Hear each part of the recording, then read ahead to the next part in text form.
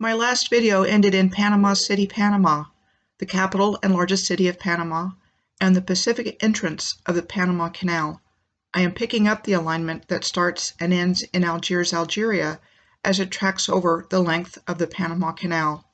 My name is Michelle Gibson.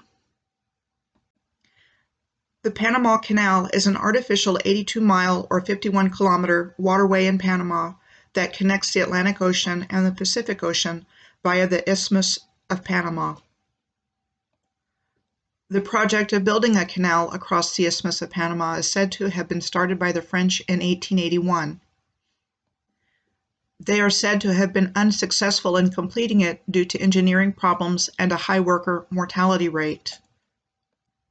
Then the Americans are said to have taken on the project starting in 1904. This is President Teddy Roosevelt posing at the controls of a steam shovel at the Culebra Cut of the Panama Canal in 1906. The Panama Canal opened on August 15, 1914. Just in time for the beginning of World War I, which started on July 28, 1914. The completion of the Panama Canal is said to have greatly reduced travel time for ships to travel between the Atlantic and Pacific Oceans, and allowing them to avoid the hazardous Cape Horn route via the Strait of Magellan at the tip of South America. A strait is defined as a narrow channel of water joining two larger bodies of water. The Strait of Magellan is a navigable sea route in southern Chile that separates South America from Tierra del Fuego and is considered the most important natural passage between the Atlantic and Pacific Oceans. Interesting pyramidal-shaped mountain in the background here. Volcano? Well, at least that is what we have been taught to think. Looks like a pyramid to me.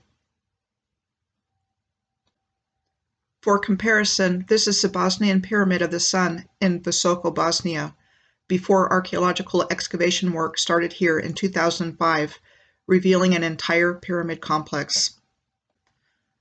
So what I am curious about now is how the Spanish conquest of Peru and South America is supposed to have happened. We are told that Pedro Arias Davila established a base of conquest in Panama City for Peru in 1519, on the Pacific side of the Isthmus of Panama. The coast of Spain is on the Atlantic Ocean and Mediterranean Sea. Isthmus is defined as a narrow strip of land connecting two larger land areas. The Spanish conquest of Peru is said to have started in 1532 with the Battle of Cajamarca, a city in northern Peru. It is quite a distance from Panama City by land or sea.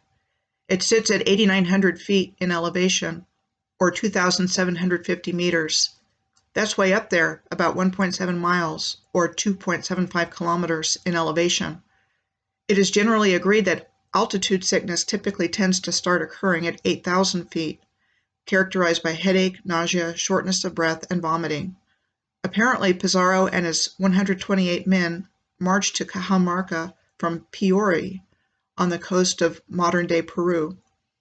If the conquistadors arrived by sea, according to the information we have been given in our history, they would have had to come by way of the hazardous Strait of Magellan, which had just been explored by Magellan in 1520, and in the opposite direction from Panama City. This tells me there was some kind of viable waterway in Panama already. This is a picture of earthworks at locks in the Panama Canal on the top, compared with the earthworks in the Caledonian Canal locks in northern Scotland, said to have been started in 1803 and completed in 1822 by Scottish engineer Thomas Telford. Keep in mind, the Industrial Revolution was just getting started in Scotland. For example, the hot blast furnace for smelting iron was invented and implemented in 1828 in Scotland. This was after the Caledonian Canal was said to have been completed. Now back to the French and canal building. The French engineer Ferdinand de Lesseps is said to have built the sea-level Suez Canal, connecting the Mediterranean Sea and the Red Sea through the Isthmus of Suez between 1859 and 1869. This is another view of the Suez Canal. The Suez Canal, de Lesseps was also the guy said to have been behind what we are told was the failed French effort to build the Panama Canal. I just wanted to demonstrate how many inconsistencies and holes there are in the history we have been given to explain how certain things came about, as well as how canals were built and who built them. These are sophisticated engineering projects built during times we are told we did not have advanced technology, which one would expect would be needed to build this monumental infrastructure. I have found canal systems in cities around the world. The best known is in Venice, Italy, but Venice is far from being the only one. The advanced ancient civilization was a maritime civilization, as comfortable on water as on land. I believe Moorish master masons of the advanced ancient civilization built all of these canal systems.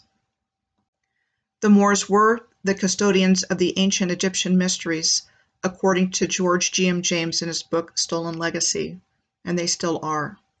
I will be bringing up this subject again soon, as we will be going through the heart of the ancient Ouachita Empire in Louisiana on this particular circle alignment. While there are a number of whopping big secrets that have been kept from humanity, this one ranks at the top of the list. This is a section of the Suez Canal in Egypt, with stone walls on either side of a very straight channel that look sheared off evenly with each other. Napoleon's teams of experts discovered ancient canals through this region in 1798. Is this why the French ended up with whatever they did at the Suez Canal, I wonder? Back to Panama. The alignment and the Panama Canal cross over the Continental Divide on its way across the Isthmus of Panama to Lake Gatun, just south of the next major city at Colón, Panama. This interesting land feature on the top is located where the Panama Canal and the Continental Divide cross each other, and actually looks like an old mining site to me, like this one, the Boddington Gold Mine in Western Australia near Perth on the bottom. This is Lake Gatun. It is a large artificial lake which forms a major part of the Panama Canal, carrying ships across for 21 miles or 33 kilometers. Lake Gatun was created between 1907 and 1913 from the damming of the Chagres River. At that time, it was the largest man-made lake ever created. I have my own beliefs about man-made lakes having dual purposes, creating infrastructure and covering up ancient sites. See my video on chimney rocks and man-made lakes for more information on this subject. Now we come to the city of Colón, the capital of Colón province, and a seaport on the Caribbean Sea, and near what serves as the Atlantic Ocean entrance of the Panama Canal. The city is said to have been founded in 1850 as the Atlantic terminal of the Panama Railroad, which was said to have been under rush construction to meet the demand for a fast way to get to California for the gold rush.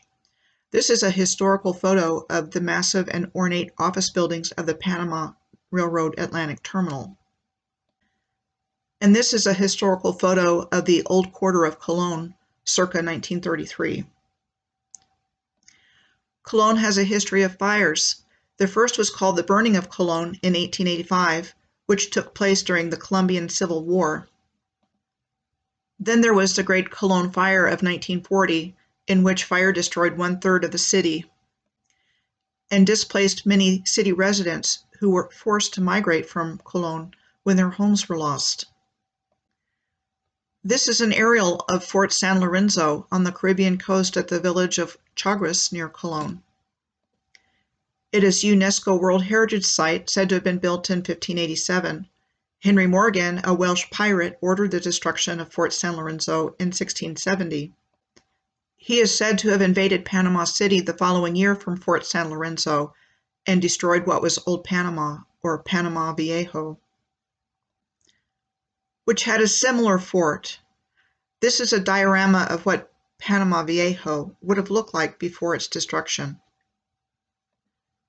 There is one more place I would like to look at before leaving Panama, and that is Chagres National Park, just east of Colón, and encompassing 300,000 acres or 129,000 hectares of Colón province. I have found that what hasn't been destroyed of the advanced ancient civilization is preserved in national, state, and local parks around the world. So for starters, on the top left is the park sign for Chagres National Park, which has stonework pictured, as does the sign for Roman Nose State Park in Watauga, Oklahoma, on the top right. And on the bottom, this one at Lake Overholtzer in West Oklahoma City, which is an artificial lake, like pretty much all of the lakes in Oklahoma. They are telling us something here with this. It's like their way, the people who know about the ancient civilization, of telling us without their really telling us. They are telling us. Also from Chagres National Park on the left is this S-shaped river bend of the Chagres River, which is a signature of the ancient civilization, compared with the Brisbane, Australia S-shaped river bend in the middle and the Yangtze River bend in China on the right. There are also waterfalls in Chagres National Park, like this one on the top, compared with the waterfall I found back in Algeria in the Creia National Park in the Atlas Mountains on the bottom. I always find waterfalls in the alignments as they are an important part of the planetary grid system. From Colón in Panama, the alignment crosses the Caribbean Sea to Puerto Cabezas, also known as Bilwi in the Miskito language, and is the capital of the North Caribbean Coast Autonomous Region of Nicaragua. The municipality and this entire region are indigenous lands. This is what a section of the coastline at Puerto Cabezas on the Caribbean Sea looks like on the top, compared on the bottom with this beach at Manzanillo on the western coast of Mexico on the Pacific Ocean near Colima. Puerto Cabezas is at the northern end of Nicaragua's Miskito Coast, also known as the Miskito Coast and the Miskito Kingdom. It runs from the southern coast of Honduras and pretty much the length of the Nicaraguan coast along the Caribbean Sea. It is named after the Miskito people, and not the insect mosquito. The Miskito are considered a First Nation people, having occupied the North Caribbean coast of Nicaragua for thousands of years. It was a kingdom until the colonial powers got involved, starting with the British in 1740. Then things changed over time. The last actual Miskito king was His Majesty George Augustus Frederick from 1842 to 1865. This is the coat of arms of the Miskito monarchy. And from there the lineage continued with the hereditary chiefs, with the last one being His Eminence Robert Henry Clarence from 1890 to 1908. He was born in 1872, so he would be the young man in this photo with his executive council. The Cayos Miskitos, or the Miskito Cays, are part of the North Caribbean coast of Nicaragua off the northeastern coast of Nicaragua and are in a protected status. They are uninhabited except for wooden fishing villages supported on poles above the water. I'm going to end this video here and pick up the alignment in Honduras.